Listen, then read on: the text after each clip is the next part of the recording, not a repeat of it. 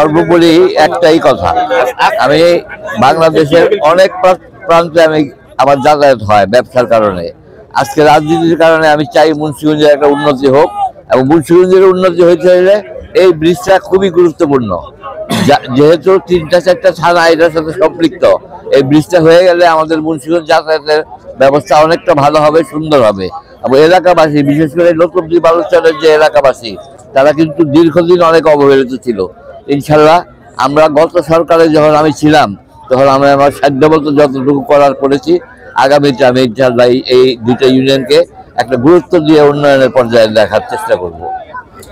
কারণ একটা জনবহুল এলাকা এটা, কিন্তু এই এলাকাটা এত অবহেলিত থাকার কথা না।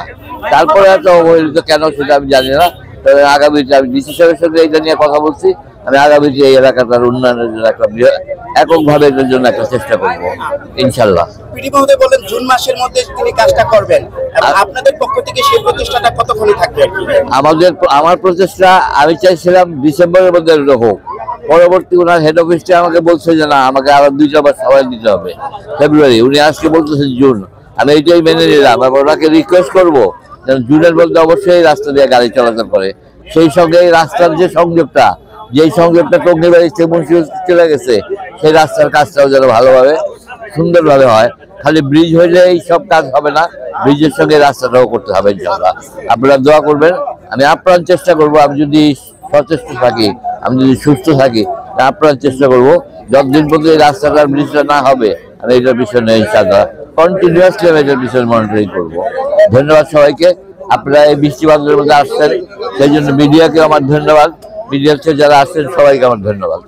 আচ্ছা, আমি প্রথমেই অত্র এলাকার সাবেক বেশ কয়েকবার, স্যার সম্ভবত 2বার সংসদ সদস্য ছিলেন, স্বাস্থ্য পরিবহন মন্ত্রী ছিলেন, প্রতিমন্ত্রী ছিলেন। তো স্যারের প্রতি কৃতজ্ঞতা প্রকাশ করছি যে এই ব্রিজের কাজটি দীর্ঘদিন বন্ধ ছিল। এখানে আমাদের জমি অধিগ্রহণ সংক্রান্ত কিছু জটিলতা ছিল, কিন্তু স্যার আমাকে নিজেই ফোন করে বললেন যে আপনাদের এই ব্রিজটি দীর্ঘদিন বন্ধ।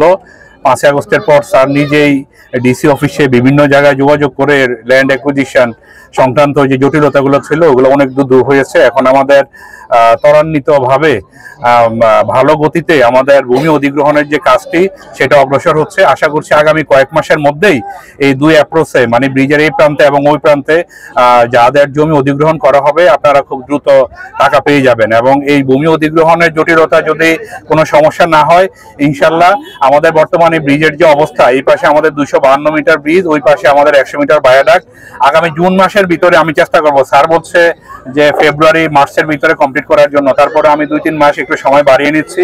আগামী জুন মাসের ভিতরে ইনশাল্লাহ এই ব্রিজের কাজ আমরা 100% সমাপ্ত করে দেব, যাতে আগামী জুনের ভিতরে আপনারা এই পার থেকে ওই পারে গাড়ি নিয়ে আসা যাওয়া করতে পারেন।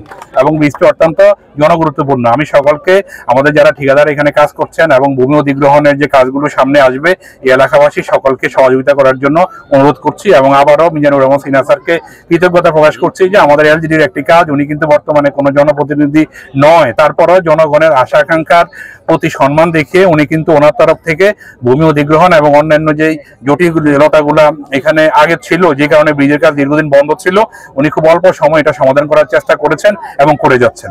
তো এটা আমার বক্তব্য। সকলে আমাদেরকে সহযোগিতা করবেন এই আশাবাদ ব্যক্ত করে আমি আমার সংক্ষিপ্ত বক্তব্য এখানে শেষ করছি। আল্লাহ হাফিজ।